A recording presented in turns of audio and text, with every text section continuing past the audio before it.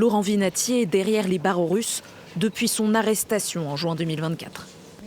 Le tribunal le condamne à 3 ans d'emprisonnement dans une colonie pénitentiaire à régime général.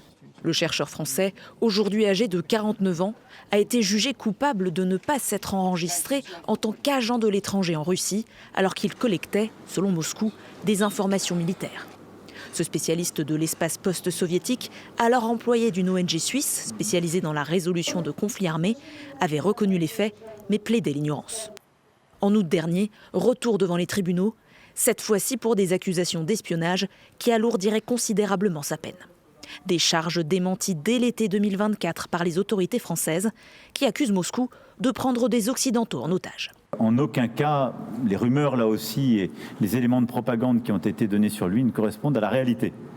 Et donc nous appelons à la clarification de tous les éléments par la Russie et à sa libération la plus rapide. Des demandes restées lettres mortes jusqu'à ce qu'un journaliste français interroge Vladimir Poutine sur le sujet lors de sa conférence de presse annuelle. Je ne peux tout simplement rien dire de précis pour l'instant, parce que je n'en sais rien, mais je vais me renseigner. C'est certain, je vous le promets. Une semaine plus tard, la Russie annonce avoir fait une proposition à la France.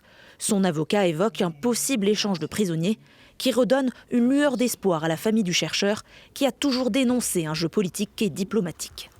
Ça devient un pion qui est coincé entre la France et la Russie et que les Russes utilisent certainement pour faire pression. C'est pourquoi nous disons que notre fils est un prisonnier politique.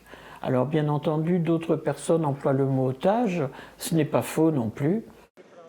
Les relations entre Paris et Moscou, fortement dégradées depuis l'invasion de l'Ukraine en février 2022, pourraient entrer dans une nouvelle phase prochainement. La semaine dernière, le président français Emmanuel Macron déclarait qu'il allait redevenir utile de parler à Vladimir Poutine pour mettre fin au conflit ukrainien.